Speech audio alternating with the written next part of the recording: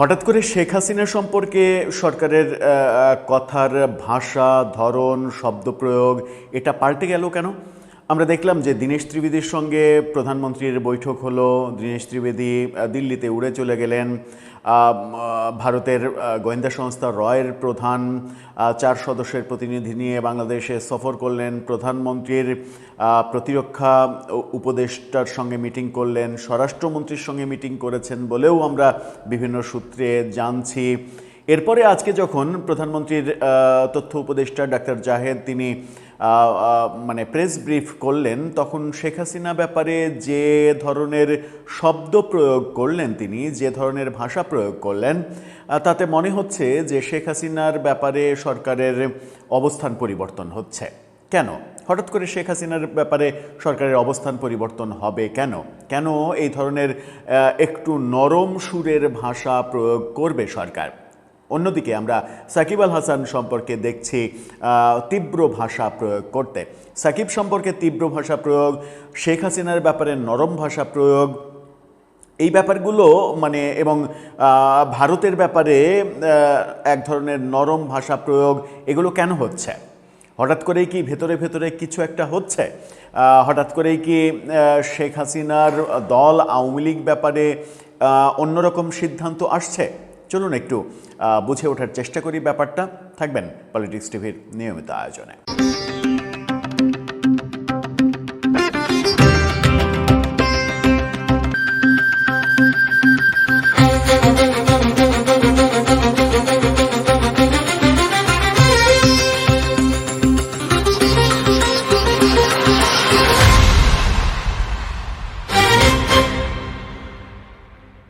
দর্শক, বলছিলাম শেখ হাসিনার ব্যাপারে হঠাৎ করেই সুর নরম হচ্ছে কেন? সরকারের এই প্রশ্ন চতুর্দিকে উঠছে। ডক্টর জাহিদুর রহমান তিনি যখন আজকে শেখ হাসিনাকে নিয়ে মন্তব্য করছেন, তখন সেই মন্তব্যকে নিয়ে মূলত তাবৎ গণমাধ্যমে খবর হচ্ছে। বাংলাদেশের তো বটেই, বিদেশি গণমাধ্যমেও খবর হচ্ছে। বাংলাদেশের দুটো গণমাধ্যমের শিরোনাম অন্তত আপনাদেরকে দেখাতে চাই। ইন্ডিপেন্ডেন্ট টেলিভিশনের এই ফটোকার্ডটা দেখুন। সেখানে বলছে শেখ হাসিনা যদি ডিসেম্বরে আসেন পূর্ণ নিরাপত্তা পাবেন। এই নিরাপত্তার সংজ্ঞা কী? ডিসেম্বরে তিনি আসতে যাচ্ছেন, এই নিরাপত্তার সংজ্ঞা কী? এর আগে এই ডাক্তার জাহেদ এক সপ্তাহ এখনো হয়নি, এই তো কদিন আগে বললেন যে হাসিনাকে আমরা ধরে বেঁধে নিয়ে আসতে চাই। শেখ হাসিনাকে দড়ি দিয়ে বেঁধে তিনি ভারত থেকে নিয়ে আসতে চাইলেন। সেই ব্যক্তি এক সপ্তাহ না হতেই এখন বলছেন যে শেখ হাসিনা ফিরলে তাকে পূর্ণ নিরাপত্তা, পূর্ণ স্বাধীনতা এগুলো দেয়া হবে। কেন বলছেন? আবার দেখুন যে আরেকটি গণমাধ্যম বাংলা নিউজ 24-এর তাদের শিরোনামটা দেখুন। তারা বলছে শেখ হাসিনা দেশে ফিরলে পূর্ণ নিরাপত্তা ও আইনি সহায়তা পাবেন, আইনি সহায়তাও দেয়া হবে। হঠাৎ করে এই সুর নরমের ব্যাপারটা কি? আবার প্রচণ্ড ভারত বিরোধী বক্তব্য দিয়ে যাওয়া সরকারের কয়েকজন স্টেক হোল্ডারের মধ্যে তিনিও একজন, এবং তিনি ভারতে গিয়ে দিল্লির বিমানবন্দরে বেশ কিছুক্ষণ, অন্তত 2 ঘন্টা আটকে ছিলেন। তাকে নানা ধরনের জিজ্ঞাসাবাদ করা হয়েছে। ভারত বিরোধী তার ইউটিউব চ্যানেলে ভারত বিরোধী কন্টেন্ট করার জন্য তিনি ভারতের কালো তালিকাভুক্ত ছিলেন। তারপরে তিনি আর ভারতে ঢোকেননি, নিজের ইচ্ছায় দেশে ফিরে এসেছেন, এবং ফিরে আসার পরে কিন্তু তিনি কোনো গরম বক্তব্য দেননি, তিনি নরম বক্তব্যই দিয়েছেন। বলেছেন যে কোনো সময় আবার যেতেই পারে। সেই তিনি বলছেন যে, ইন্ডিপেন্ডেন্ট টেলিভিশনের এই ফটোকার্ডটা দেখুন, তিনি বলছেন যে বন্ধু বদলানো যায়, প্রতিবেশী পরিবর্তন করা যায় না। ভারত সম্পর্কে বলছেন। এরকম ঢঙ্গে তো কথা গত কয়েকদিনে আমরা কারো মুখে শুনিনি, সরকারের কারো মুখে, সরকারের বিরোধী পক্ষ যারা তাদের মুখেও শুনিনি। হঠাৎ করে এই ধরনের কথা কেন হচ্ছে? তিনি ভারত বাংলাদেশ সম্পর্ক ও কূটনীতি প্রসঙ্গে কথা বলতে গিয়ে বলছেন যে পররাষ্ট্রনীতিতে একটি প্রচলিত কথা আছে, বন্ধু পাল্টানো যায় কিন্তু প্রতিবেশী পাল্টানো যায় না। এই যে বন্ধু পাল্টানো যায়, প্রতিবেশী পাল্টানো যায় না, এই সত্য তো সত্য ছিল, আগেও ছিল, এখনও আছে। এই সত্য তো আগে উপলব্ধি করতে আমরা খুব একটা দেখিনি, আজকে কেন? আবার শেখ হাসিনার প্রসঙ্গে বলার সাথে সাথে তিনি আবার সাকিব প্রসঙ্গে যেটা বলছেন সেটা একটু দেখে নিন। সাকিব প্রসঙ্গে তিনি বলছেন যে সাকিব একজন নষ্ট পচে যাওয়া মানুষ, তার কোনো নিরাপত্তা ঝুঁকি নেই। মানে তিনি বলছেন যে সাকিব নষ্ট পচে যাওয়া মানে মানুষ, তার মতো খেলোয়াড় আমাদের দরকার নেই, পচে গেছে। পচে গেছে মানে ওই যে শেখ হাসিনার সংবাদ সম্মেলনে তিনি কথা বলেছেন, উপস্থিত থেকেছেন অনলাইনে, এই কারণে সাকিব পচে গেছে।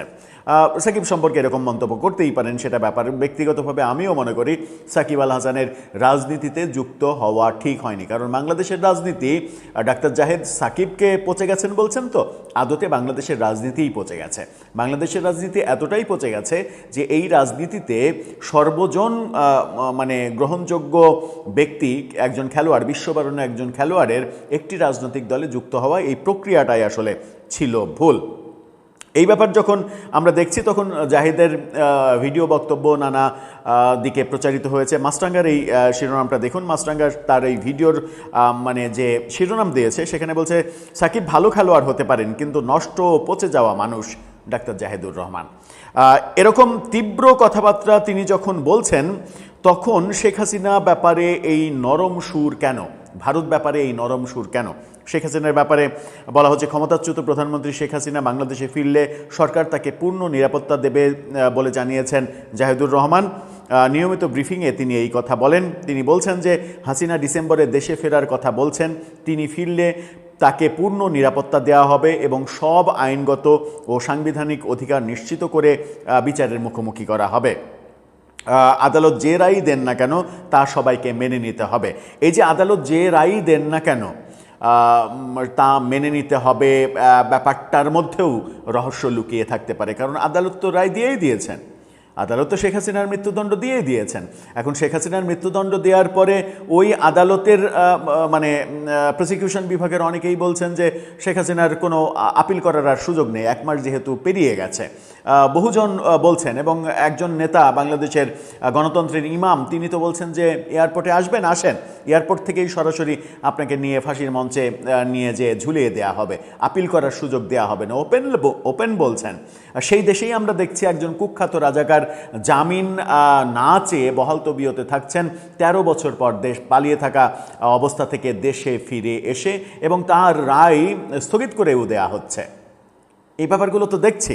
শেখ হাসিনা ব্যাপারে আজকের যে অবস্থান, সেই অবস্থান মানে অন্যরকম মনে হচ্ছে, আদতেই অন্যরকম মনে হচ্ছে, এবং এই অবস্থানটা খুব একটা স্বাভাবিক মনে হচ্ছে না। তাহলে কি ব্যাপারটা এরকম যে প্রধানমন্ত্রীর সঙ্গে দীনেশ ত্রিবেদীর বৈঠক, ভারতের গোয়েন্দা প্রধান পরাগ জৈনর বাংলাদেশ সফর, এবং সাম্প্রতিক নানা বিষয়ে বাংলাদেশের শেখ হাসিনার দিল্লিতে সংবাদ সম্মেলনের পরিপ্রেক্ষিতে বাংলাদেশের কঠোরতম অবস্থান, এই সমস্ত ব্যাপারগুলো যেগুলো ঘটেছে কিংবা ঘটছে, সেগুলোর মাধ্যমে এক ধরনের পরিস্থিতি পরিবর্তন হতে চলেছে।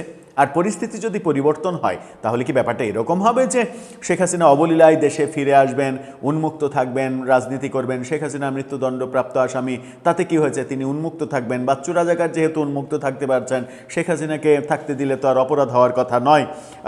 একই দেশে তো 2 আইন থাকতে পারে না। ব্যাপারটা কি সেই দিকেই যাচ্ছে? আমরা জানি না রাজনীতির খেলা শেষ পর্যন্ত কোন দিকে যায়, কারণ রাজনীতির দাবার গুটি প্রতি মুহূর্তে এমনভাবে পরিবর্তিত হয় যেটাতে আপনি সাধারণ দাবা খেলার নিয়ম ভেবে যদি ভুল করেন তাহলে মস্ত বড় ভুলের ফাঁদেই পড়তে হবে। সাধারণ দাবা খেলায় ঘোড়া 2.5 ঘর পর্যন্ত চাল দেয়া যায়, রাজনীতির দাবা খেলায় কখনো ঘোড়া ঠিক জায়গায় স্থির থাকে, অথবা কখনো 5 ধাপ এগিয়েও হয়তো চাল দিতে পারে। রাজনীতির দাবা খেলা ঠিক ওই রকমই।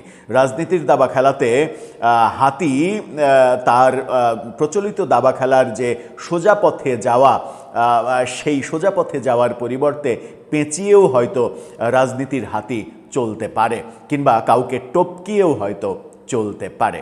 দর্শক, আপনার মতামত এ ব্যাপারে জানিয়ে লিখতে পারেন আমাদের কমেন্ট বক্সে।